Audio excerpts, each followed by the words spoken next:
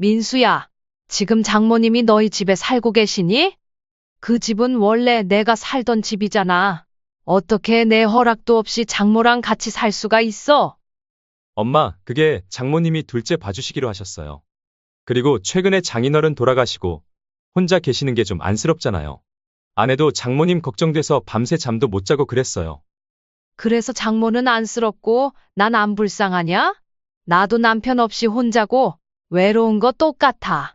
뭐가 다른데? 아니, 그런 게 아니라 엄마는 혼자 잘 지내시잖아요. 그리고 제가 집도 얻어드렸는데 뭐가 문제예요? 집을 얻어줬다고? 그 방 하나짜리 오피스텔? 햇빛도 안 들고 난방도 잘 안 되는데? 설마 그걸로 생색 내는 거니? 뭐, 엄마도 이제 나이 드셨고 조용한 데가 더 편하시잖아요. 장모님은 그래도 지금 우리 도와주시고 있고요. 나도 3년을 너희 밥하고 빨래하고 손주 봐줬다. 하루도 제대로 쉬어본 적 없어. 그랬더니 돌아온 게 고작 이거냐? 엄마, 왜 그렇게 예민하게 받아들이세요? 됐어. 너희 장모 모시고 싶어서 날 내쫓았으면 내가 살던 집은 돌려줘. 안녕하세요. 이 사연의 주인공은 69세 이정희 씨입니다. 이 씨는 남편과 사별한 지 5년이 지났지만 여전히 남편과 함께 살던 아파트에서 소박하게 혼자 살아가고 있었습니다. 그 집은 남편과 함께 30년 동안 모아온 돈으로 힘들게 장만한 보금자리였습니다. 평생을 검소하게 살며 자식에게 부담 주지 않겠다는 마음으로 살아온 이 씨는 혼자 살면서도 매일 아침 일찍 일어나 깔끔하게 집안을 정리하고 손수 반찬을 만들어 냉장고를 채우는 부지런한 생활을 이어갔습니다. 아들 내외는 맞벌이로 바쁘다며 명절에도 짧게 인사만 하고 떠나기 일쑤였지만 이 씨는 그들의 사정을 이해하려 노력했습니다. 이 씨가 아들 가족에게 유일하게 바라는 것은 손주 얼굴을 자주 볼 수 있는 것이었습니다. 첫 손주가 태어났을 때 이 씨는 병원에 한 달 내내 매일 찾아갔습니다. 손주를 안아보고 싶어도 며느리의 눈치를 보며 조금만 안았고 며느리의 친정어머니가 오면 슬그머니 물러나 자리를 내주기도 했습니다. 첫째 아이 출산 6개월 후 어느 일요일 아들 부부가 갑자기 찾아왔습니다. 미리 연락도 없이 찾아온 그들의 표정이 어딘가 심상치 않아 보였습니다. 이 씨는 급히 냉장고에서 과일을 꺼내내오며 물었습니다. 갑자기 웬일이니? 연락도 없이. 아들은 잠시 머뭇거리다가 조심스럽게 말을 꺼냈습니다. 엄마, 사실은 저희가 상황이 좀 어려워졌어요. 무슨 일인지 걱정스러운 표정으로 바라보는 이 씨에게 아들은 한숨을 쉬며 설명했습니다. 아내가 육아 우울증도 좀 심해지고 저는 회사도 다니고 아이도 봐야 하고 둘 다 너무 지쳤어요. 며느리는 아이를 안고 있다가 눈물을 글썽이며 말을 보탰습니다. 어머니, 육아가 이렇게 힘든 줄 몰랐어요. 밤에도 계속 울고, 일을 그만둘 수는 없고. 엄마, 우리 엄마 집에서 같이 살면 안 될까요? 마침 집 계약도 끝나가고 엄마도 손주랑 같이 지낼 수 있어서 좋지 않으세요? 이 씨는 순간 당황했습니다. 사실 달갑지만은 않은 제안이었습니다. 그동안 혼자만의 생활 패턴이 있었고 갑작스러운 변화가 두려웠습니다. 너무 갑작스러운데 그리고 같이 살면 불편하지 않겠어? 아들이 고개를 숙이며 말했습니다. 그럼 6개월만 딱 부탁드려요. 상황 안정되면 바로 집 구해서 나갈게요. 이 씨는 잠시 고민했습니다. 내가 도와주지 않으면 누가 도와주겠어? 결국 며느리의 눈물과 아들의 간절한 부탁에 마음이 흔들렸습니다. 알았다. 그럼 6개월만이다. 아들 부부는 환하게 웃으며 고개를 끄덕였습니다. 그렇게 이 씨의 조용했던 일상의 변화가 찾아왔습니다. 합가 초기 몇 주 동안은 겉보기에 평화로웠습니다.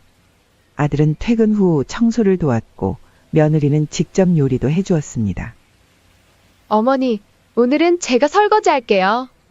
어머니는 쉬세요. 그래 줄래? 너가 식사까지 차려줬는데 고맙다. 아니에요. 같이 살게 해주신 것만으로 너무 감사하죠. 하지만 한 달쯤 지나자 점차 변화가 생겼습니다. 아들과 며느리는 일 때문에 좀 피곤해서라는 핑계로 집안일 미루기가 점점 당연시 되었습니다. 며느리는 자연스럽게 손을 떼기 시작했고 아들도 퇴근 후에는 피곤하다며 소파에 누워 휴대폰만 들여다보는 시간이 늘어났습니다.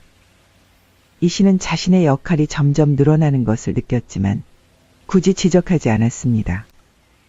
그러던 어느 날 이 씨는 우연히 아들과 며느리의 대화를 엿듣게 되었습니다. 여보, 어머니가 계시니까 진짜 편하지 않아? 내가 뭘 했어? 너무 힘들다고. 손주 이야기하면 맘 약해지셔서 허락해 주실 거라 했지? 그러게 근데 너무 티내지는 마. 우리 어머니 서운해하실라. 이 씨는 그 말을 듣고 가슴이 찔렸습니다. 나를 이용한 거였구나. 하지만 그녀는 입술을 깨물며 음속으로만 사겼습니다. 손주를 위해 그리고 가정의 평화를 위해 참기로 했습니다. 이 씨의 하루는 새벽 5시에 시작되었습니다. 손주가 밤에 자주 울어 제대로 잠을 이루지 못했음에도 이 씨는 아들 내외가 출근하기 전에 아침 식사를 준비했습니다. 아침밥을 차리고 아들 내외가 출근한 후에는 손주를 돌보고 빨래를 하고 집안 청소까지 모든 일을 도맡았습니다. 엄마, 저희 옷은 따로 세탁해 주세요. 특히 지영이 회사 옷은 드라이클리닝 해야 하는 것도 있으니까 조심해 주시고요. 아들의 이런 요청에도 이 씨는 묵묵히 따랐습니다. 세탁물을 구분하고 특별 관리가 필요한 옷들은 따로 빼두었습니다. 때로는 손주의 기저귀를 갈면서 동시에 국이 넘치지 않게 주방으로 달려가는 일도 잦았습니다. 점심시간에는 잠시 앉아 밥을 먹고 싶어도 손주가 울면 밥그릇을 그대로 두고 달려가야 했습니다. 손주를 돌보는 일은 기쁨이기도 했지만 나이 든 이 씨에게는 체력적으로 큰 부담이었습니다. 허리 통증이 심해져 밤에 진통제를 몰래 먹기도 했습니다. 어머니, 오늘은 친구들이랑 약속이 있어서 좀 늦을 것 같아요. 애기 재워주시고 밥은 알아서 드세요. 이런 통보에도 이 씨는 그래, 조심히 다녀와라고만 대답했습니다. 하지만 속으로는 내가 애기 퇴근도 없이 하루 종일 봐주는데 최소한 제 시간에 들어와 주면 좋을 텐데 라는 생각도 들었습니다. 이 씨가 밤에 쉬는 시간은 오직 손주가 자는 시간뿐이었지만 그마저도 손주가 자주 깨서 울었기에 제대로 된 휴식을 취하기 어려웠습니다. 그럼에도 아들 내외는 아침에 일어나 어머니, 애가 밤에 많이 울었어요 라고 묻고는 저희는 너무 피곤해서 전혀 못 들었네요 라며 웃을 뿐이었습니다. 그렇게 약속한 6개월이 지났습니다. 그러나 아들 내외는 이사 이야기를 꺼내지 않았습니다. 이 씨가 조심스럽게 물었을 때 아들은 조금만 더요. 지금 집 구하고 있어요 라고 대답했지만 실제로 집을 알아보는 모습은 보이지 않았습니다. 그렇게 6개월이 1년이 되고 이 씨의 집에서 아들 내외와의 합가는 어느새 3년 차로 접어들었습니다. 이 씨의 일상은 점점 더 힘들어졌지만 내 자식인데 어쩌겠어라는 마음으로 모든 것을 견뎌냈습니다. 약속했던 6개월은 어느새 무의미해졌고 이 씨는 점점 더 집안의 가정부처럼 여겨지기 시작했습니다. 아침부터 저녁까지 쉴 틈 없이 집안일과 육아를 도맡았지만 아들 내외에게서 고맙다는 말을 듣는 일은 점점 줄어들었습니다. 심지어 며느리는 갈수록 무례해지기 시작했습니다. 처음에는 미묘한 눈빛과 한숨으로 시작했던 불만 표시가 이제는 노골적인 비난으로 변했습니다. 특히 식사 시간마다 며느리의 입에서는 트집이 끊이지 않았습니다. 어느 저녁 이 씨는 손주가 좋아하는 된장찌개를 정성껏 끓였습니다. 식탁에 음식을 차려놓고 손주를 위해 밥을 떠주는데 며느리가 국그릇을 들여다보며 인상을 찌푸렸습니다. 어머니, 이거 너무 짜요. 요즘 건강에 소금이 얼마나 안 좋은지 모르세요? 애기한테도 이런 걸 먹이시면 어떡해요? 이 씨는 순간 당황했습니다. 미안하구나. 내가 간을 조금 세게 했나 보다. 이 씨의 사과에 며느리는 한숨만 내쉬고 아들을 힐끗 쳐다봤습니다. 그러자 아들이 거들었습니다. 엄마도 요즘 입맛이 예전 같지 않으시잖아요. 나이 드시니까 간이 세진 것 같아요. 아들의 말에 이 씨는 가슴이 철렁 내려앉았습니다. 평생 요리를 해온 자신의 솜씨를 이렇게 무시당하는 것이 처음이었습니다. 그런가 보구나. 내일부터는 더 조심할게. 식사를 마친 후 아들 내외는 서둘러 자기 방으로 들어가 버렸고 설거지와 부엌 정리는 또다시 이 씨의 몫이 되었습니다. 이 씨는 그날 밤 한숨을 쉬며 몰래 눈물을 닦았습니다. 내가 왜 이런 취급을 당해야 하지라는 의문이 처음으로 머릿속을 스쳤습니다. 며느리의 태도는 더욱 노골적으로 변했습니다. 이 씨가 손주에게 옷을 입히면 그렇게 입히면 답답해요. 라며 다시 갈아입히고 이 씨가 설거지를 하면 이 그릇 아직도 기름기 있어요. 라며 재차 씻었습니다. 며느리의 타박에 이 씨는 점점 자신감을 잃어갔습니다. 아들 역시 점점 달라졌습니다.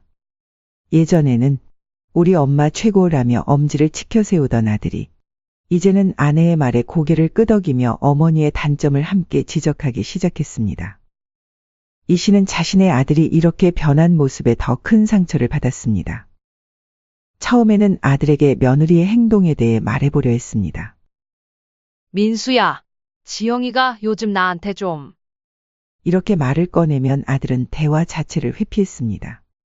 엄마, 저 피곤해요. 나중에 얘기해요. 몇 번의 시도 끝에 이 씨는 더 이상 아들에게 기대하지 않기로 했습니다. 그러던 어느 날 아들이 퇴근 후 거실 소파에 앉아 이 씨를 불렀습니다. 며느리도 옆에 나란히 앉아 있었습니다. 이 씨는 무슨 일인가 싶어 손에 들고 있던 빨래를 내려놓고 다가갔습니다. 엄마, 이제 저희가 분가하려고 해요. 아들의 말에 이 씨는 순간 안도감을 느꼈습니다. 드디어 내 예전처럼 지낼 수 있겠구나. 하지만 아들의 다음 말에 그녀의 표정이 굳어졌습니다. 둘째도 생겼고 우리 네 식구가 사는데 이 집도 좁은 감이 있어서요. 어머니는 다른 집을 알아보시는 게 어떠세요? 이 씨는 말문이 막혔습니다. 이 집은 본래 이 씨의 집이었습니다. 아들 내외가 들어온 것이지 이 씨가 아들 집에 들어간 것이 아니었죠. 말을 잇지 못하는 이 씨를 보며 며느리가 달콤한 목소리로 말을 보탰습니다. 어머니 혼자 사시는데 이 큰 집 필요 없잖아요. 저희가 전세금 드릴게요. 이제 집안일 안 하셔도 되고 집도 저희가 자주 찾아뵐게요. 며느리의 말은 자신이 30년 동안 살아온 집에서 나가라는 말로 들렸습니다. 무슨 말도 안 되는 소리를 하는 거니? 여긴 내 집이야. 너희가 들어온 거지. 이 씨의 목소리에 당혹감이 묻어났습니다. 아들은 잠시 머뭇거리다 말했습니다. 엄마, 그거야 물론 알죠. 하지만 6개월만 같이 지내기로 했는데 벌써 3년이 됐잖아요. 저희가 분가해야 할 시간이 된 것 같아서요. 이 씨는 혼란스러웠습니다. 그래, 너희가 나가서 분가하면 되지. 왜 내가 내 집에서 나가야 하는데? 아들이 답했습니다. 엄마, 이제 둘째도 생겼고 49살 만한 집을 구하는 게 쉽지 않아요. 전세금도 많이 올랐고. 어차피 엄마 원래 혼자 사셨으니까 더 관리하기 편하고 좋은 집으로 옮기시면 어떨까요? 이 집은 저희가 지낼게요. 며느리도 합세했습니다. 맞아요, 어머니. 이 넓은 집 혼자 관리하기 힘드시잖아요. 작은 집이 청소도 덜하고 좋으실 거예요. 저희가 좋은 오피스텔 알아봤어요. 이게 무슨 말도 안 되는 소리니? 내가 왜? 말을 하려는 이 씨의 말을 자르며 며느리가 날카롭게 말했습니다. 그럼 어머니는 계속 같이 살고 싶으신 거예요? 저희가 이사 나가는 게 싫으신 거죠? 그 말에 이 씨는 할 말을 잃었습니다. 새벽에 일어나 밥하고 빨래하고 손주 보고 3년간의 고생이 주마등처럼 스쳐 지나갔습니다. 그때 며느리는 이 씨의 망설임을 놓치지 않고 더 압박을 가했습니다. 어머니, 솔직히 이 몇 년간 얼마나 힘드셨어요. 육아의 집안일에 저희도 그 마음 알아요. 이제는 좀 편하게 사셔야죠. 작은 집이 관리하기도 쉽고 겨울에 난방비도 적게 들고요. 아들도 거들었습니다. 그리고 엄마, 이제는 좀 쉬셔야 할 때예요. 저희가 모실 수 있으면 좋겠지만 아직 경제적으로 많이 부족해서 나중에 형편이 나아지면 더 좋은 집 구해드릴게요. 어머니, 저희 둘째도 생겼고 어머니 도움이 절실하게 필요해요. 이 씨는 너무 지쳐 있었습니다. 더 이상 가족과 다투고 싶지 않았고 관계가 더 나빠지는 것도 원치 않았습니다. 그녀는 깊은 한숨을 내쉬며 말했습니다. 그래, 내가 혼자 살기에는 이 집이 좀 크지. 그래, 어디를 얻어줄 거니? 아들 내외는 준비해온 듯 서로 눈짓을 주고받더니 아들이 말했습니다. 요즘 집값이 올라서 아파트는 어려워요. 큰 집 필요 없지. 어차피 이 집도 나중엔 아들에게 물려줄 집이었으니까 미리 줬다고 생각하자. 그날 이후 이 씨는 그렇게 스스로를 합리화하며 마지못해 짐을 싸기 시작했습니다. 하지만 마음속 깊은 곳에는 내가 왜 내 집에서 나가야 하지 라는 서러움이 깊이 남았습니다. 30년간의 추억이 담긴 집에서 쫓겨나는 기분이었습니다. 이삿날이 3일 앞으로 다가왔습니다. 이 씨는 오랜 시간 모아온 그릇들과 살림살이를 정리하며 마음을 추스르고 있었습니다. 그때 아들이 머뭇거리며 이 씨의 방에 들어왔습니다. 엄마 미안한데 사실 전세가 아니에요. 갑자기 무슨 소리니? 이제 와서 그러면 어떡해? 준비 다 해놨는데. 아들은 눈을 피하며 말을 이었습니다. 아직 대출이 다 안 끝나서. 전세금이 좀 부족해서요. 그래서 월세로 해드리면 어떨까 해서요. 걱정 마세요. 보증금이랑 월세는 제가 매달 내드릴게요. 이미 짐을 거의 정리한 상태였기에 이 씨는 더 이상 거절할 수 없었습니다. 자존심과 슬픔이 뒤섞인 채 결국 이 씨는 창문도 작고 물까지 새는 방 하나짜리 오피스텔로 쫓기듯 이사를 하게 됐습니다. 그럼 난 간다. 이 씨가 현관문을 나설 때 며느리는 형식적인 인사를 건넸습니다. 어머니, 자주 놀러 오세요. 손자도 보러 오시고요. 그 말이 오히려 이 씨의 마음을 더 아프게 했습니다. 이 씨는 입술을 깨물며 대답 대신 고개만 끄덕였습니다. 이 씨가 새로 이사한 오피스텔은 아들이 말했던 것과는 달랐습니다. 집을 보러 갔을 때는 그래도 괜찮아 보였는데 실제로 살아보니 문제가 한두 가지가 아니었습니다. 좁은 공간에 가구를 들여놓자 발 디딜 틈도 없었고 창문이 북쪽으로 나 있어 햇빛도 거의 들지 않았습니다. 게다가 보일러가 고장나는 일도 발생했습니다. 민수야, 보일러가 고장이 나서 잘 안 된다. 집주인에게 연락 좀 해줄 수 있니? 전화로 아들에게 말했지만 그의 대답은 늘 똑같았습니다. 엄마, 지금 회사라 바빠요. 나중에 할게요. 이 씨는 그날 저녁 낯선 오피스텔에 홀로 앉아 처음으로 소리내어 울었습니다. 지난 3년간 참아왔던 모든 서러움과 분노가 한꺼번에 터져나왔습니다. 고개를 들어 낯선 천장을 바라보면서 이 씨는 생각했습니다. 내가 자식에게 호구처럼 살아왔나? 내가 왜 내 집에서 쫓겨나? 이런 곳에 와 있지.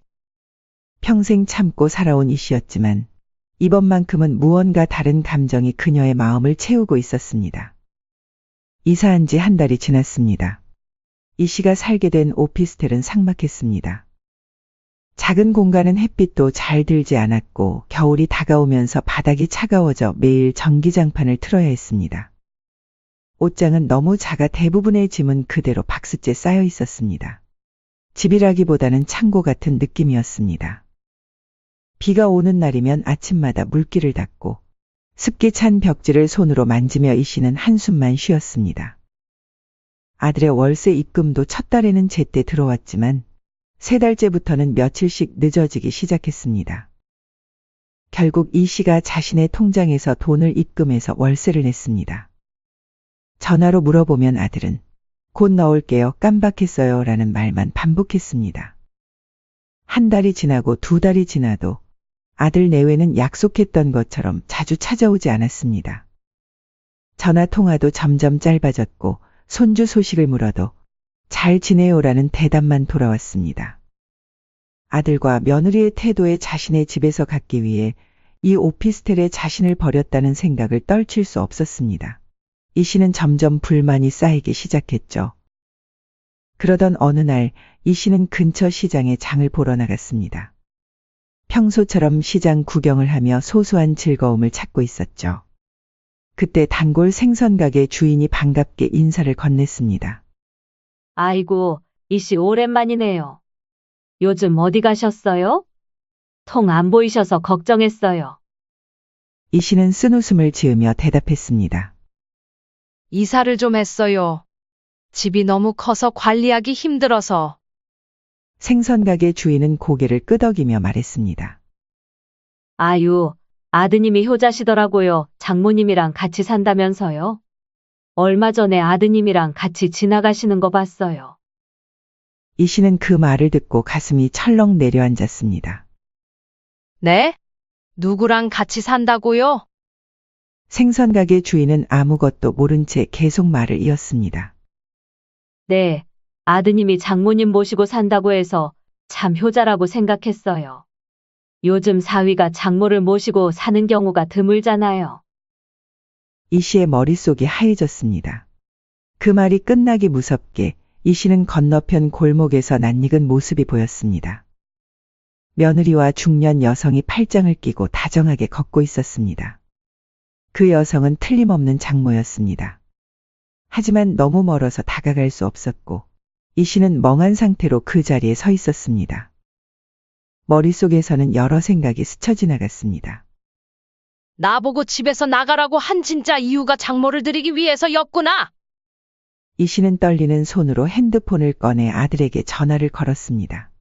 몇 번의 신호음 끝에 아들이 전화를 받았습니다. 엄마, 무슨 일이세요? 이 씨는 침착하게 물었습니다. 민수야, 지금 장모님이 너희 집에 살고 계시니? 그 집은 원래 내가 살던 집이잖아. 어떻게 내 허락도 없이 장모랑 같이 살 수가 있어? 잠시 침묵이 흘렀습니다. 아들의 목소리가 조심스럽게 들렸습니다. 엄마, 그게 장모님이 둘째 봐주시기로 하셨어요. 그리고 최근에 장인어른 돌아가시고 혼자 계시는 게 좀 안쓰럽잖아요. 아내도 장모님 걱정돼서 밤새 잠도 못 자고 그랬어요. 이 씨의 가슴에 분노가 치밀어 올랐습니다. 그래서 장모는 안쓰럽고 난 안 불쌍하냐? 나도 남편 없이 혼자고 외로운 거 똑같아. 뭐가 다른데? 아들이 당황한 기색으로 말을 더듬었습니다. 아니, 그런 게 아니라 엄마는 혼자 잘 지내시잖아요. 적응도 빠르시고. 그리고 제가 집도 얻어드렸는데 뭐가 문제예요? 집을 얻어줬다고? 설마 그 방 하나짜리 오피스텔. 햇빛도 안 들고 난방도 잘 안 되는데 그걸로 생색내는 거니? 아들은 변명하듯 말했습니다. 뭐, 엄마도 이제 나이 드셨고 조용한 데가 더 편하시잖아요. 장모님은 그래도 지금 우리 도와주시고. 이 씨는 더 이상 참을 수 없었습니다. 나도 3년을 너희 밥하고 빨래하고 손주 봐줬다. 하루도 제대로 쉬어본 적 없어. 그랬더니 돌아온 게 이거냐? 아들은 작게 한숨을 쉬며 대답했습니다. 엄마, 왜 그렇게 예민하게 받아들이세요? 됐어. 너희 장모 모시고 살면서 날 내쫓았으면 내가 살던 집은 돌려줘. 이 씨는 단호하게 말하고 전화를 끊었습니다. 떨리는 손으로 핸드폰을 가방에 넣으며 이 씨는 그동안 참았던 모든 감정이 한꺼번에 터져 나왔습니다. 집으로 돌아온 이 씨는 생각할수록 화가 치밀었습니다.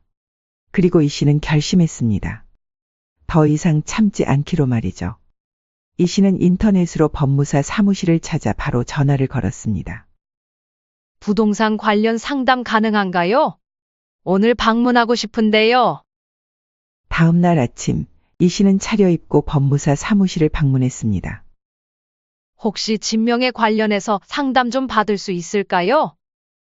법무사는 친절하게 이 씨의 이야기를 듣고 조언해 주었습니다. 명의가 아직 어머님 이름으로 되어 있다면 합법적으로 집에 대한 모든 권리가 어머님께 있습니다. 이 씨는 고개를 끄덕였습니다. 법무사의 말을 들으며 머릿속의 계획이 서서히 그려지기 시작했습니다. 그럼 제가 집에 들어가려면 어떻게 해야 하나요? 집주인이시니 언제든지 들어가실 수 있습니다. 다만 아드님 부부와의 갈등을 피하기 위해 가능하면 사전에 통보하시는 게 좋습니다. 아들과 며느리가 나가지 않을 수도 있을 것 같아요. 어떻게 하면 좋을까요? 법무사는 잠시 생각하더니 말했습니다. 그렇다면 우선 내용 증명을 보내는 것이 좋겠습니다. 법적으로 퇴거 요청을 했다는 증거가 됩니다. 오늘 바로 작성해 주실 수 있나요? 이 씨는 법무사에게 감사 인사를 하고 나왔습니다. 걸음이 깃털처럼 가벼워진 느낌이었습니다. 이제 어떻게 해야 할지 방향이 잡힌 것 같았습니다. 아들 내외가 집을 가로챈 것 같았지만 법적으로는 아직 이 씨의 소유였습니다. 내용 증명을 보낸 지 3일 후 이 씨는 아들에게 전화를 받았습니다. 엄마, 이게 무슨 짓이에요? 내용 증명이라니요? 아들의 목소리에는 분노와 당혹감이 가득했습니다. 마치 자신이 피해자인 것처럼 들렸습니다.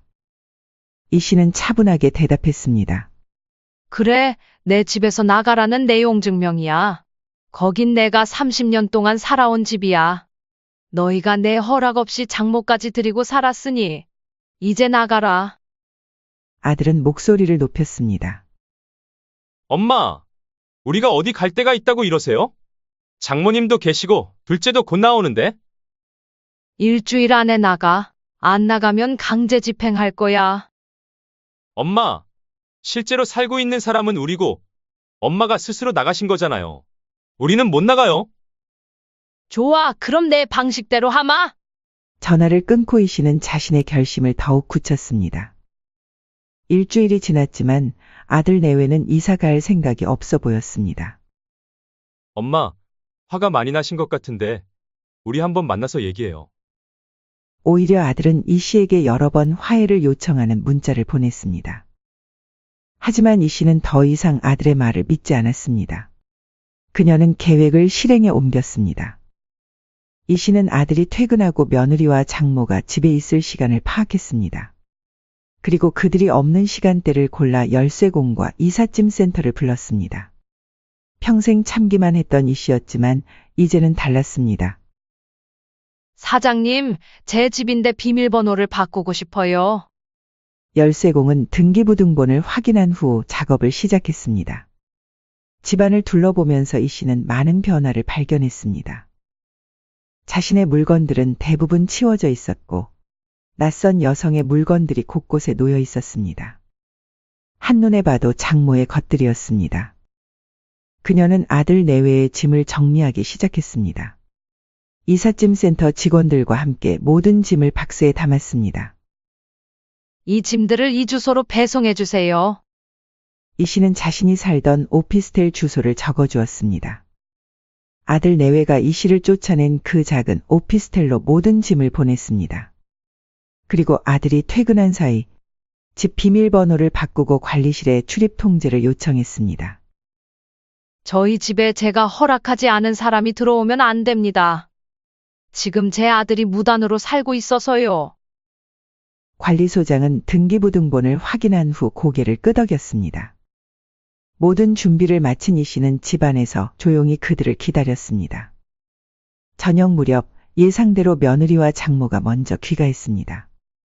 그러나 문이 열리지 않았습니다. 당황한 며느리는 계속해서 비밀번호를 누르고 있었지만 문은 열리지 않았습니다. 급기야 며느리가 아들에게 전화를 걸었고 아들은 이 씨에게 연락했습니다. 이 씨의 핸드폰이 울렸습니다. 엄마, 집 비밀번호가 안 맞아요. 설마 이거 엄마가 한 거예요? 이 씨는 차분하게 대답했습니다.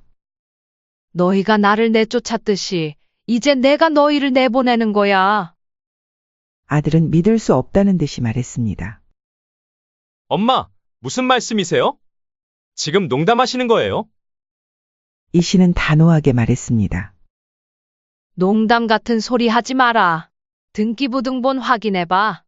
그 집은 내 거고 내가 내 집 비밀번호 바꾸는 건데 뭐가 문제니?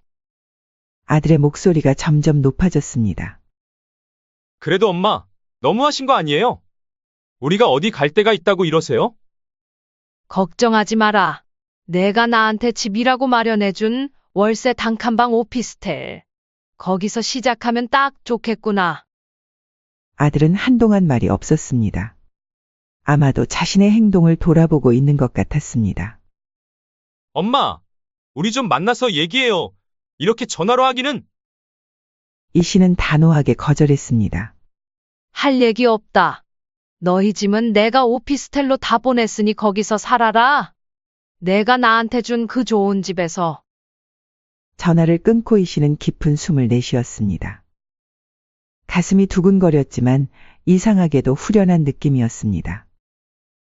며느리는 집 앞에서 계속 문을 두드리며 울었습니다. 장모도 어이없다는 표정으로 옆에 서 있었습니다. 결국 경비원이 와서 그들에게 자리를 비켜달라고 요청했습니다. 여기서 소란을 일으키시면 안 됩니다.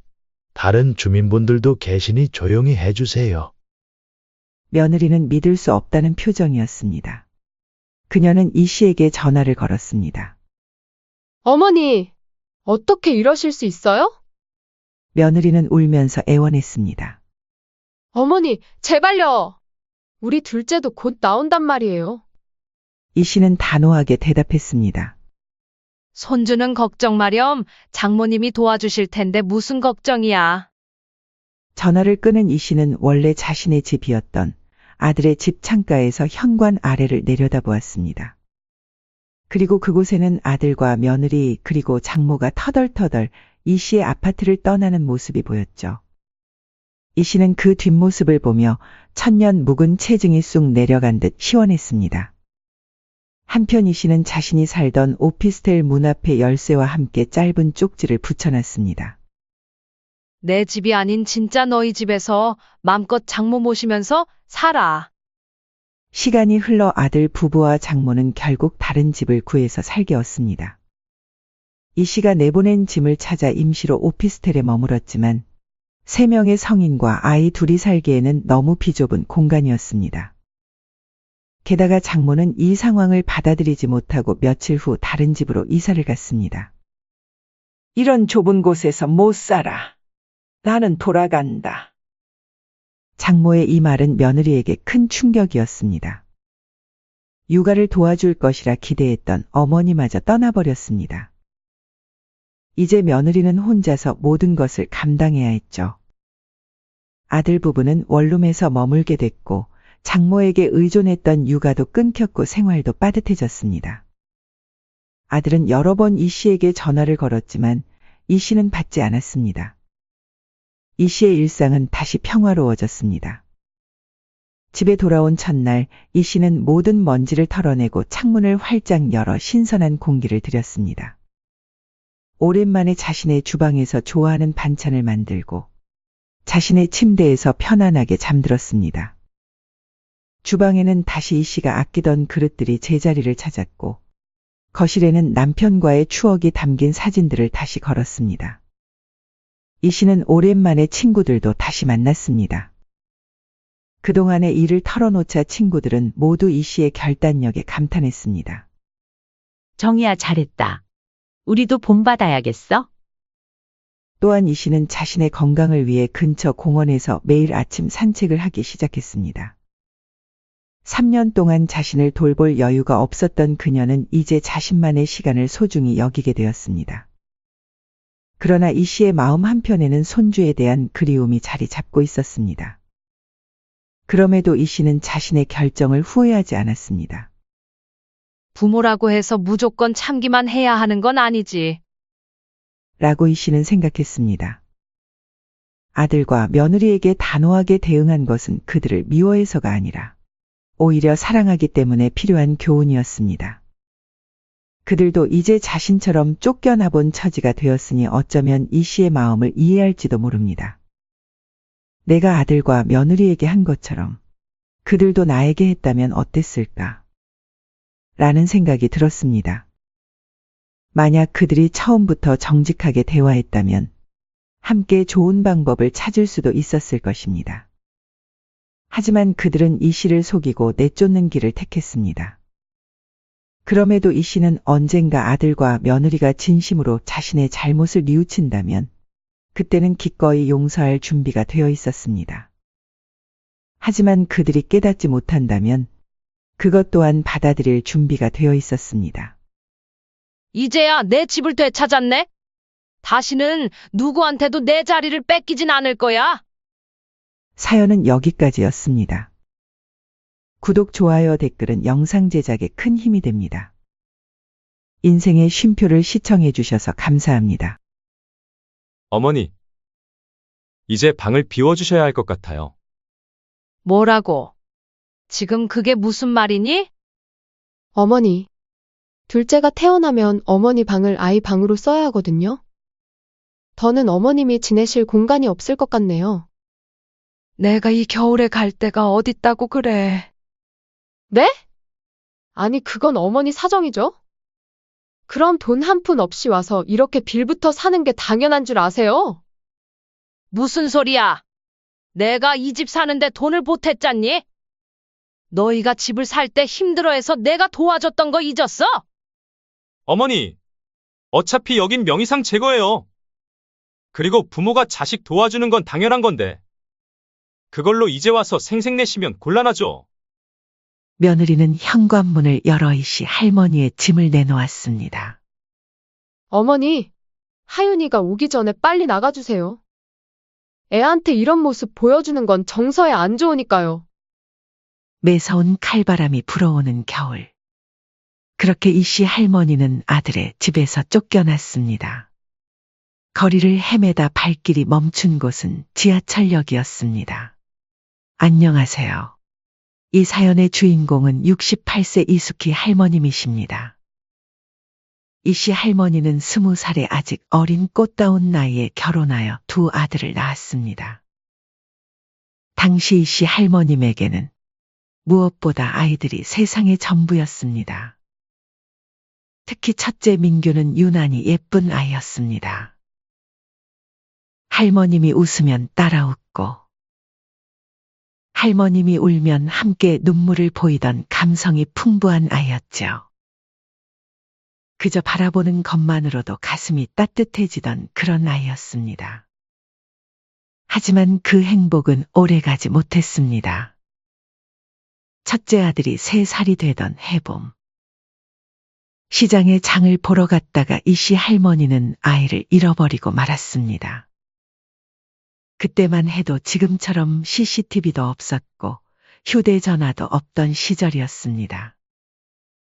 아이를 찾을 수 있는 방법이라고는 오직 두 발로 뛰어다니며 찾는 것뿐이었죠. 민규야! 민규야! 어디 있니?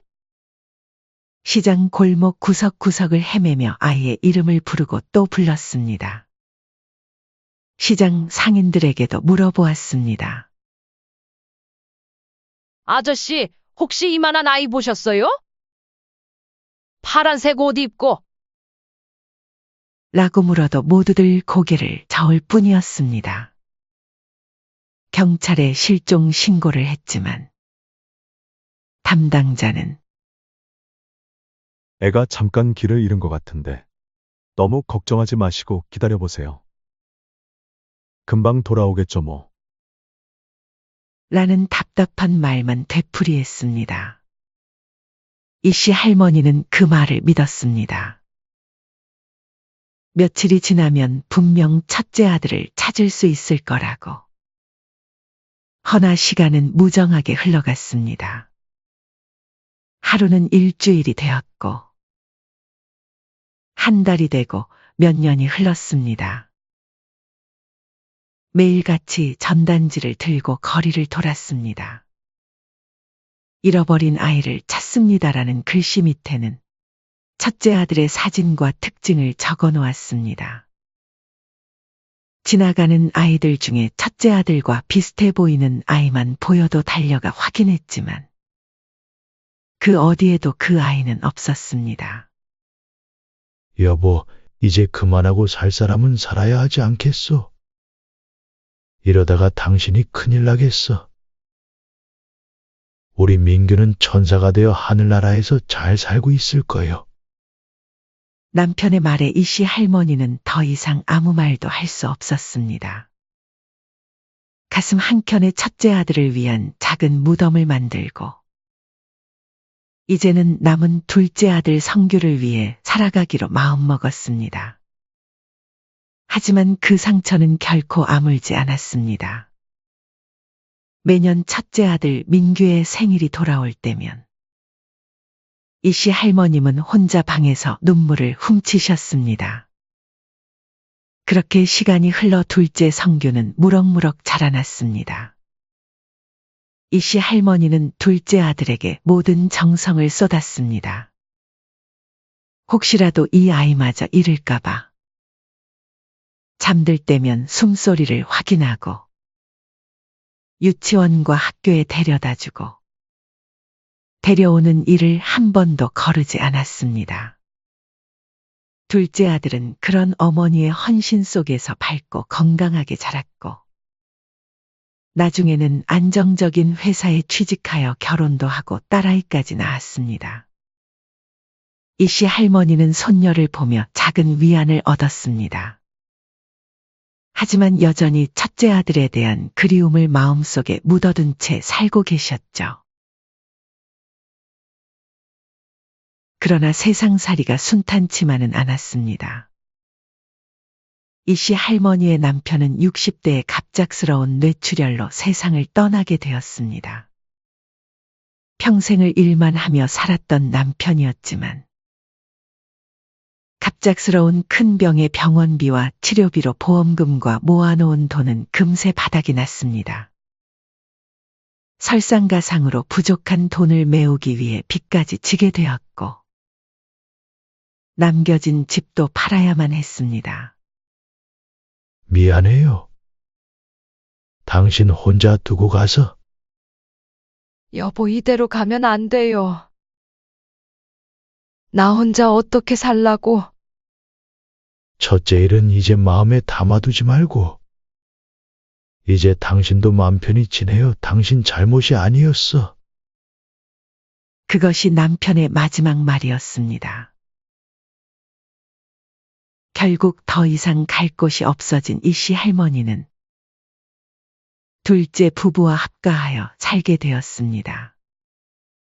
며느리는 처음에는 무척 다정했습니다. 어머니, 저희랑 같이 사시면 얼마나 좋아요. 손녀도 돌봐주시고 저희도 편하고. 처음에는 모든 것이 평화로워 보였습니다. 이씨 할머니는 새로운 보금자리에 적응해가고 있었습니다. 손녀를 돌보며 살림을 하고 가끔은 남편과의 추억을 떠올리며 둘째 아들의 집에서 조용히 시간을 보내곤 했습니다. 하지만 공교롭게도 그런 평화로운 날들은 오래가지 못했습니다. 시간이 흐르면서 이씨 할머니에 대한 며느리의 태도가 서서히 변해가기 시작했습니다. 며느리는 이씨 할머니의 행동을 지적하는 빈도가 조금씩 늘어났고 말투에는 매우 날이 서 있었습니다. 어느 날, 한 번은 손녀의 옷을 세탁하다가 실수로 낡은 옷 몇 벌과 섞여 색이 조금 바랬습니다. 어머님, 이렇게 사고만 치실 거면 그냥 아무것도 하지 마세요. 가만히 계시는 게 더 도움이 되겠네요. 이씨 할머니는 자신의 귀를 의심했습니다.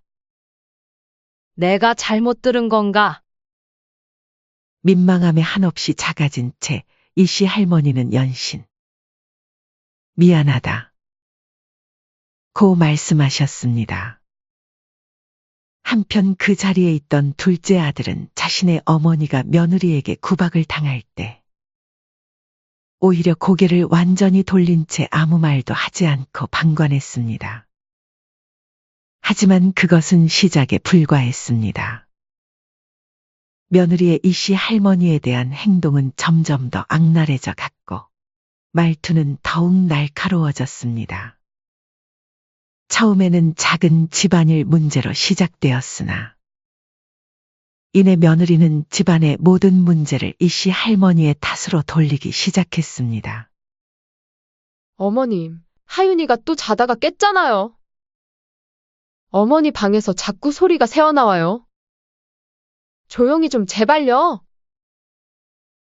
사실 이씨 할머니는 그날 밤 텔레비전을 보지도 않았습니다. 잠을 이루지 못해 가끔 책을 읽는 것이 전부였죠. 하지만 그 말 이후로 이씨 할머니는 방에서 나오는 작은 소리조차 숨죽여야 했습니다. 밤에는 화장실도 가기가 힘들 정도로 조심스럽게 지내야 했습니다. 내 아들 집에서 지내는데 이렇게 눈칫밥을 먹고 살아야 하나. 마음 한켠에서는 분노가 일었지만 이씨 할머니는 가정의 평화를 위해서라며 묵묵히 견뎠습니다. 첫째 아들을 잃은 후 평생을 바쳐 키운 둘째 아들이었기에 아들의 가정이 흔들리는 것만큼은 원치 않았기 때문입니다. 하지만 시간이 지나며 며느리의 행동은 해도 너무했습니다. 1년이 지나 남편의 기일이 다가오자 이씨 할머니는 방 한켠에 남편의 사진을 걸어두었습니다. 남편의 사진을 걸어두었던 작은 공간을 보며 며느리는 노골적으로 불편함을 표시했습니다. 어머니, 이런 사진 걸어놓으시면 집안 분위기만 칙칙해져요. 애들한테도 안 좋고요. 그냥 치우시는 게 어때요? 요즘 누가 이렇게 궁상을 떨어요? 어느 날은 남편의 사진이 보이지 않았습니다. 찾아보니 며느리가 몰래 치워버린 것이었습니다. 애가 장난치다가 다칠까봐 그냥 치워뒀어요. 이씨 할머니는 그날 밤 혼자 방에서 한참을 울었습니다. 남편과의 추억이 담긴 사진 한 장조차 걸어놓을 수 없다는 현실이 너무나 서러웠습니다. 며느리도 밉고 또 모든 걸 다 알면서도 모른 척하는 아들이 더 미웠습니다. 하지만 갈 곳이 없는 처지라 참고 살 수밖에 없었습니다. 때로는 밤에 혼자 이불 속에서 서러움의 눈물을 흘리기도 했지만 그마저도 소리내어 울 수는 없었습니다. 결정적인 순간은 12월의 어느 추운 날 며느리가 둘째 임신 소식을 알렸을 때였습니다. 그날 저녁 따뜻한 온돌방에 모여 앉아 저녁을 먹던 중이었습니다. 며느리는 갑자기 기쁜 표정으로 임신 소식을 전했고 이씨 할머니는 진심으로 축하를 건넸습니다. 하지만 그것도 잠시. 둘째 아들은 이씨 할머니에게 차가운 표정으로 말을 꺼냈습니다. 어머니, 이제 방을 비워주셔야 할 것 같아요. 뭐라고? 지금 그게 무슨 말이니? 며느리가 이어 말했습니다. 어머니, 둘째가 태어나면 방이 부족해요. 어머니 방을 아이 방으로 써야 하거든요. 더는 어머님이 지내실 공간이 없을 것 같네요. 내가 이 겨울에 갈 데가 어딨다고 그래. 아니, 어머니, 그건 어머니 사정이죠? 그럼 돈 한 푼 없이 와서 이렇게 빌부터 사는 게 당연한 줄 아세요? 객실 꾸시면 언제든 나갈 수도 있다는 거 정도는 알고 계셔야 하는 게 맞는 거 아니냐고요. 이씨 할머니는 순간 숨이 멎는 것 같았습니다. 떨리는 목소리로 말했습니다. 무슨 소리야? 내가 이 집 사는데 돈을 보탰잖니? 너희가 집을 살 때 힘들어해서 내가 도와줬던 거 잊었어? 내가 무슨 한 푼도 안 냈다는 거야? 그러나 둘째 아들은 오히려 뻔뻔하게 대꾸했습니다. 어머니, 어차피 여긴 명의상 제거예요. 그리고 부모가 자식 도와주는 건 당연한 건데. 그걸로 이제 와서 생색내시면 곤란하죠. 며느리는 한술 더 떠서 말했습니다. 그리고는 현관문을 열어 이씨 할머니의 짐을 내놓았습니다. 어머니, 하윤이가 오기 전에 빨리 정리해주세요. 애한테 이런 모습 보여주는 건 정서에 안 좋으니까요. 매서운 칼바람이 불어오는 12월의 겨울. 그렇게 이씨 할머니는 둘째 아들의 집에서 쫓겨났습니다. 이씨 할머니는 전 재산이라고는 작은 가방 2개에 담긴 옷가지와 겨우 몇만 원 남짓한 돈이 전부였습니다. 이씨 할머니는 순간 머릿속이 하얘지고 가슴 한켠이 무너져 내리는 것 같았습니다. 찬바람에 눈물이 얼어붙는 것도 모른 채 이씨 할머니는 그저 멍하니 서 있었습니다. 평생을 자식을 위해 살았던 어미의 마음은 산산조각이 났고 갈 곳 없는 발걸음은 천근만근 무거웠습니다. 집에서 쫓겨난 후 이씨 할머니는 갈 곳이 없었습니다. 그나마 수중에 있던 몇만 원 남짓한 돈도 일주일 사이에 금세 동이나 버렸습니다. 칼바람이 부는 12월의 거리를 헤매다 발길이 멈춘 곳은 지하철역이었습니다. 지하철역 안으로 들어서자 구석구석에 자리 잡은 노숙자들의 모습이 눈에 들어왔습니다. 여기 제 자리예요. 비키세요. 아, 죄송합니다. 처음 자리를 잡으려 할 때부터 날카로운 목소리가 들려왔습니다. 지하철역 구석구석은 이미 각자의 영역을 만들어 놓은 노숙자들로 가득했습니다. 누군가는 박수로 자신만의 공간을 만들어 놓았고 또 누군가는 담요를 깔고 앉아 멍한 눈으로 허공을 바라보고 있었습니다. 결국 이씨 할머니는 가장 구석진 곳, 찬바람이 들어오는 통로 옆에 자리를 잡을 수밖에 없었습니다. 딱딱한 바닥에 낡은 담요 하나를 깔고 앉자 현실감이 밀려왔습니다. 내가 정말 여기서 잠을 자야 하나. 한숨이 절로 나왔습니다.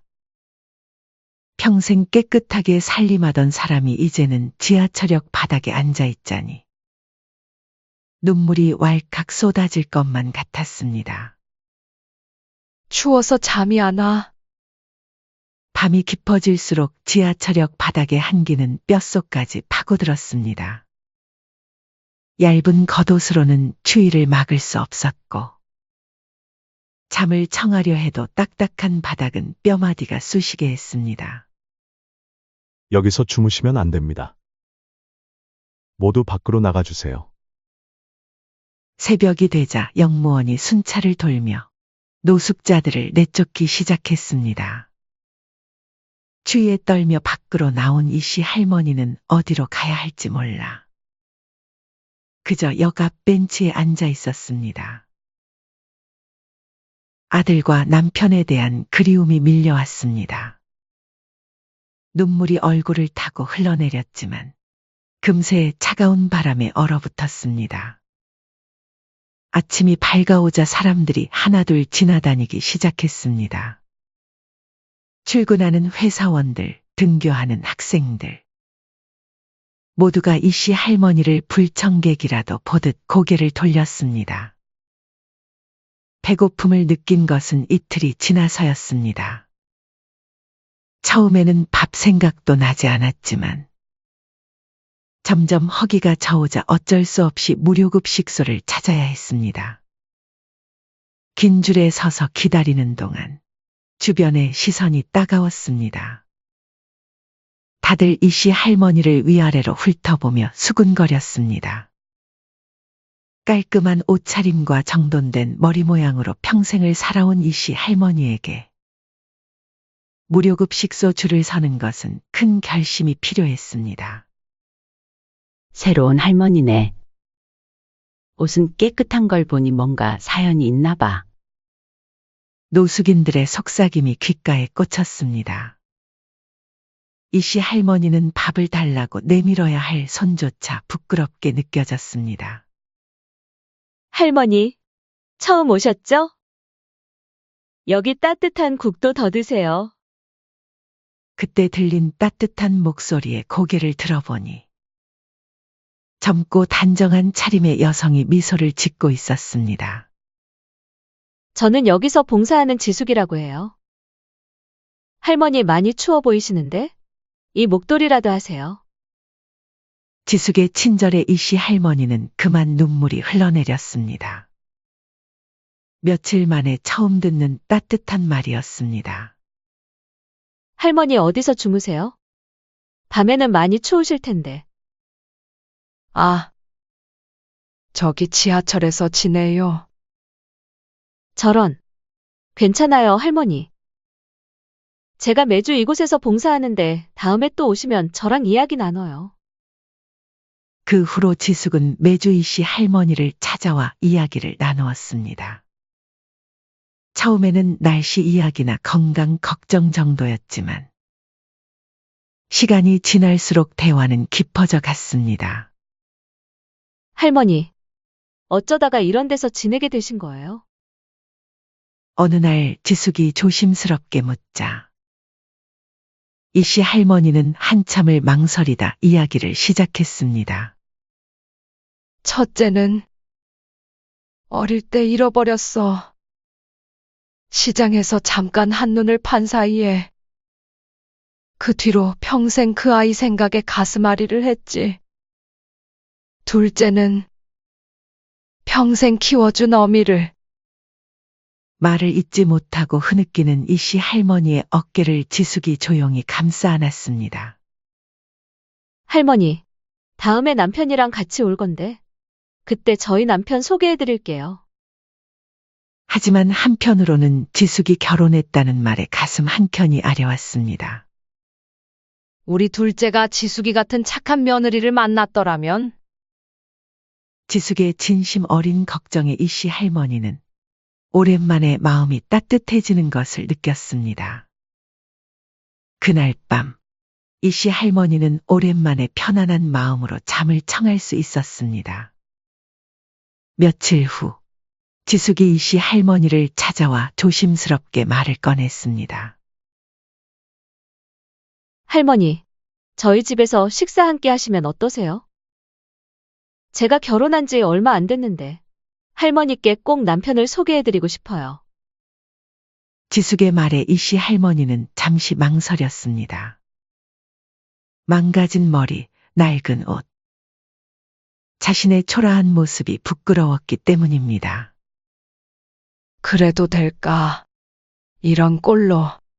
할머니, 걱정 마세요. 제 남편도 할머니 뵙고 싶어 해요. 할머니 이야기를 많이 해드렸거든요. 결국 이 씨 할머니는 지숙의 진심 어린 권유를 받아들였습니다. 약속한 날, 지숙은 남편과 함께 할머니를 맞이했습니다.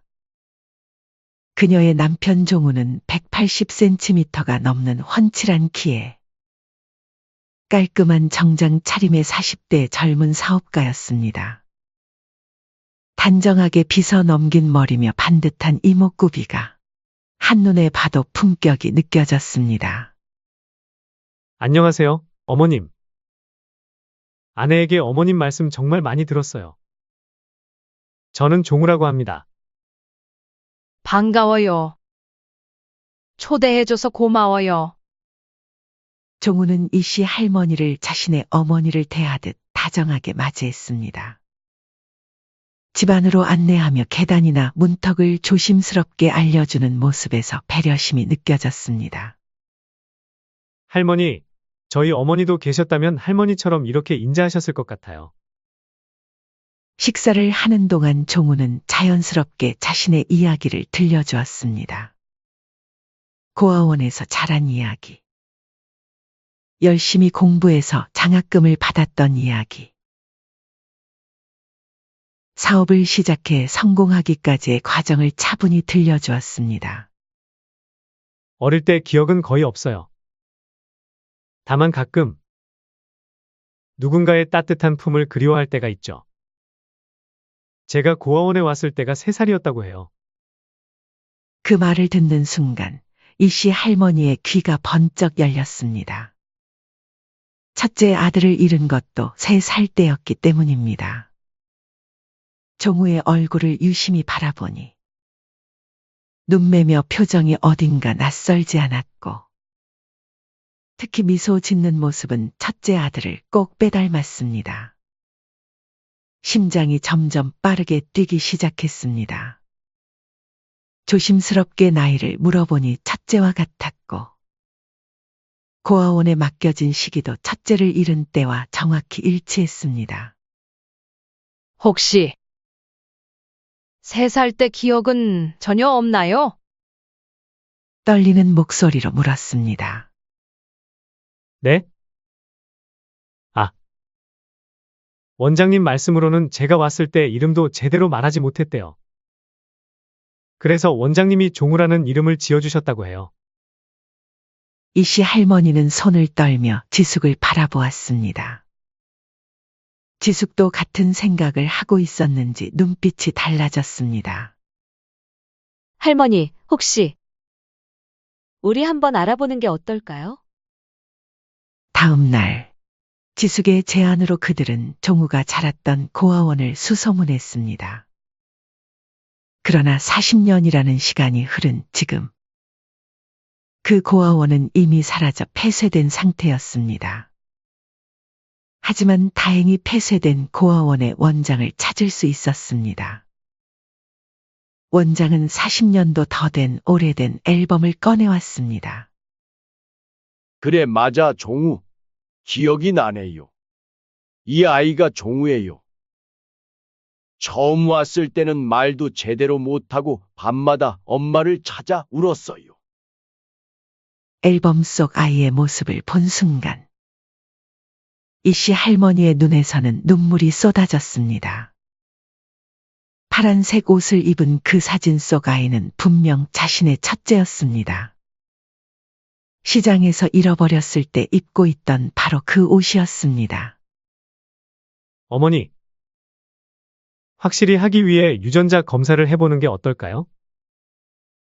검사 결과를 기다리는 일주일은 이씨 할머니에게 천년같이 느껴졌습니다. 밤마다 잠을 이루지 못하고 뒤척였고 하늘에 계신 남편에게 끊임없이 기도했습니다. 마침내 결과가 나왔을 때 의사는 확실한 목소리로 말했습니다. 99.99% 친자 관계가 확인되었습니다. 그 말을 듣는 순간 이씨 할머니는 참았던 눈물을 터뜨렸습니다.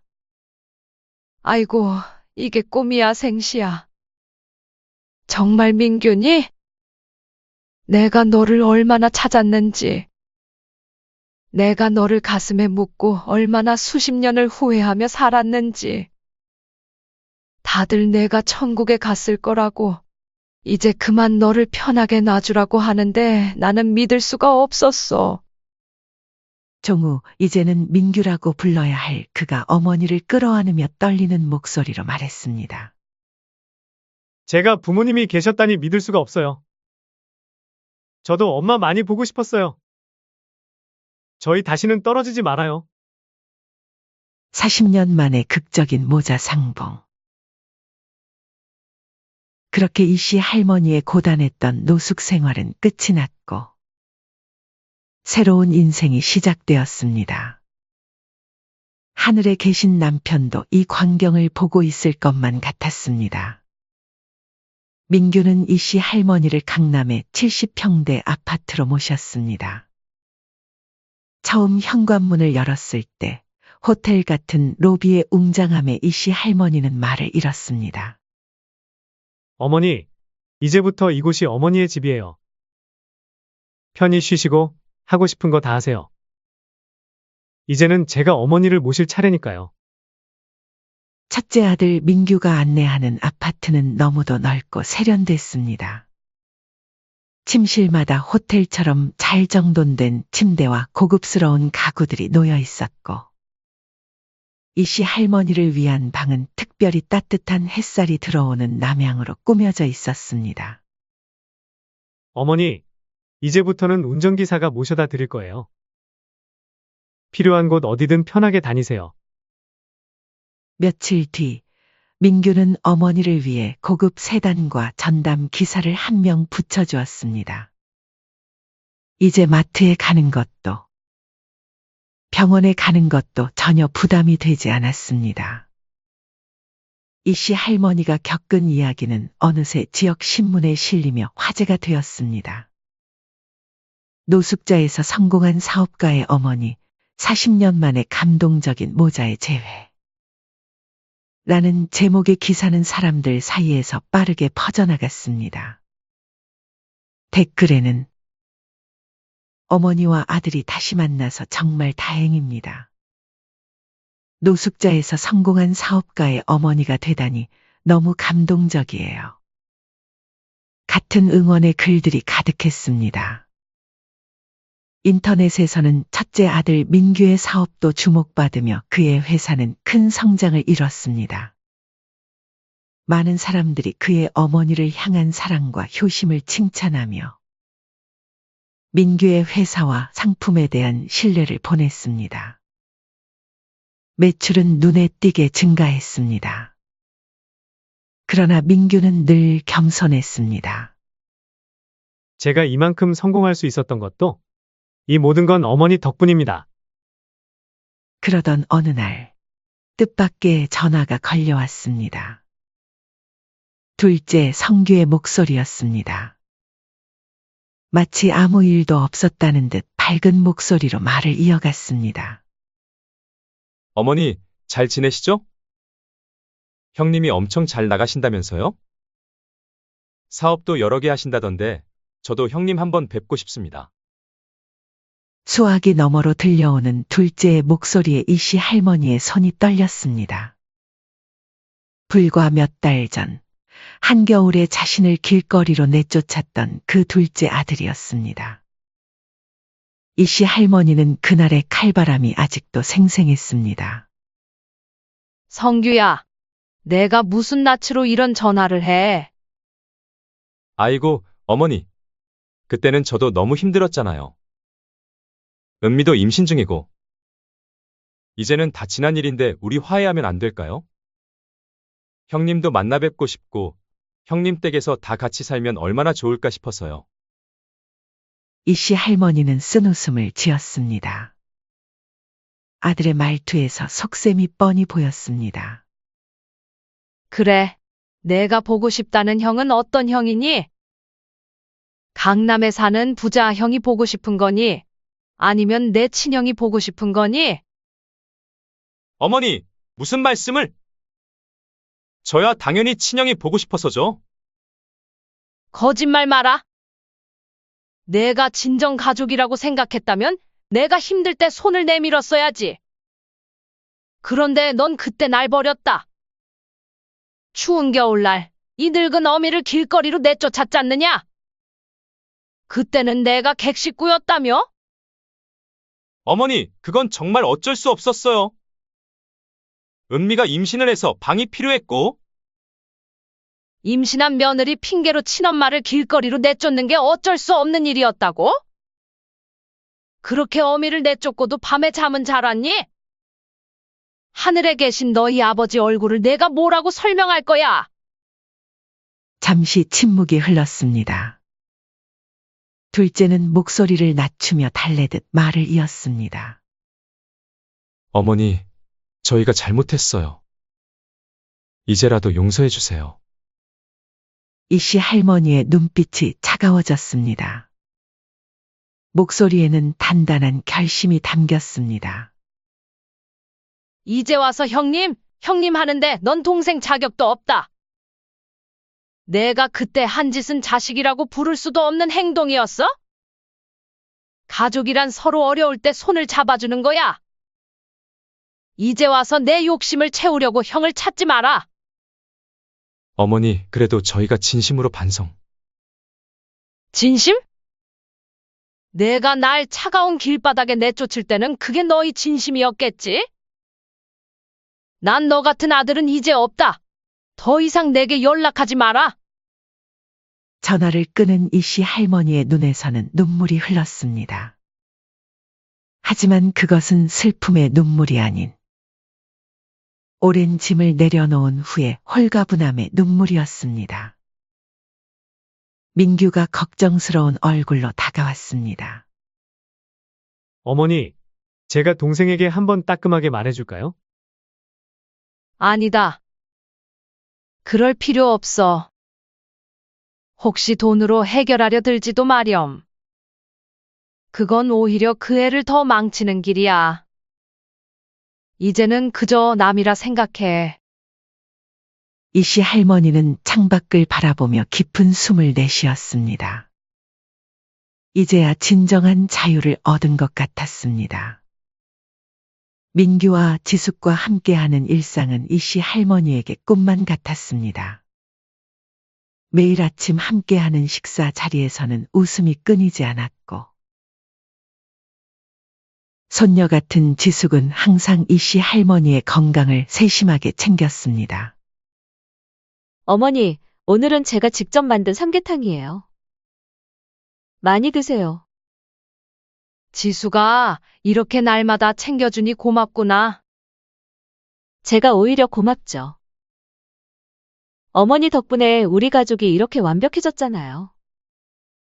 민규와의 행복한 나날 속에서도 이씨 할머니의 마음 한켠에는 지하철역에서의 기억이 선명히 남아 있었습니다. 추운 겨울날 노숙자들의 모습. 사람들의 차가운 시선 속에서도 누군가의 작은 손길에 삶의 끈을 붙잡을 수 있었던 순간들이 머릿속을 스쳤습니다. 민규야, 내가 할 말이 있는데. 네, 어머니. 말씀해 주세요. 나처럼 길거리에서 힘들게 사는 노인들을 돕고 싶어. 내 덕분에 나는 이렇게 다시 일어설 수 있었지만 세상에는 나처럼 다시 일어설 기회조차 없는 사람들이 많단다. 민규는 어머니의 눈을 보며 고개를 끄덕였습니다. 어머니가 하고 싶으신 일이 있으시다면 당연히 제가 도와야죠. 민규는 어머니의 뜻을 적극적으로 지지했습니다. 얼마 후 이씨 할머니의 이름을 딴 재단이 설립되었고, 처음에는 작은 쉼터로 시작했지만 빠르게 성장했습니다. 재단은 단순한 의식주 해결을 넘어 종합적인 자립 지원 시스템을 갖추었습니다. 의료 지원, 법률 상담, 일자리 연계, 심리 치료까지. 이씨 할머니는 자신의 경험을 살려 노숙자들에게 필요한 모든 것을 제공하고자 했습니다. 할머니, 정말 감사합니다. 이제 저도 새 삶을 살 수 있을 것 같아요.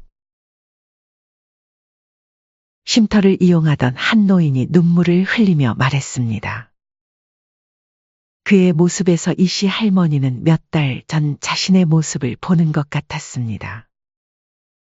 재단의 소식이 알려지면서 후원이 이어졌고, 점차 다른 지역으로도 쉼터가 늘어났습니다. 이씨 할머니는 이제 단순히 성공한 사업가의 어머니가 아닌 자신만의 이름을 가진 재단장으로 새로운 삶을 살아가게 되었습니다. 한 신문사와의 인터뷰에서 이씨 할머니는 이렇게 말했습니다. 저는 오랫동안 누군가의 아내로, 누군가의 어머니로만 살아왔습니다. 하지만 이제는 제 자신의 삶을 찾았습니다. 그리고 저와 같은 처지의 사람들에게도 새로운 시작의 기회를 주고 싶습니다. 절망의 끝에서도 희망은 반드시 존재한다는 것을 제가 직접 보여주고 싶습니다. 재단은 점차 명성을 얻었고, 이씨 할머니는 여러 곳에서 강연 요청도 받았습니다. 바쁜 일정 속에서도 이씨 할머니는 민규, 지숙과 함께하는 시간을 소중히 여겼습니다. 민규는 늘 어머니를 자랑스러워했습니다. 어머니가 이렇게 많은 분들을 도우시니 저도 어머니의 아들인 게 더욱 자랑스러워요.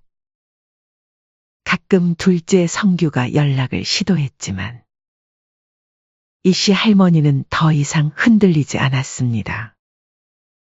이제 이씨 할머니에게는 더 큰 꿈과 목표가 있었기 때문입니다. 어느 겨울날 이씨 할머니는 지하철역 앞에 섰습니다. 1년 전 자신이 노숙했던 그 자리에서 이제는 수많은 사람들에게 희망을 주는 사람이 되어 있었습니다. 노을이 지는 저녁, 재단 사무실 창가에 서서 노을을 바라보며 이씨 할머니는 생각에 잠겼습니다. 노을은 마치 이씨 할머니의 새로운 시작을 축복하듯 더욱 찬란하게 빛났습니다. 사연은 여기까지였습니다. 시청해 주셔서 감사합니다.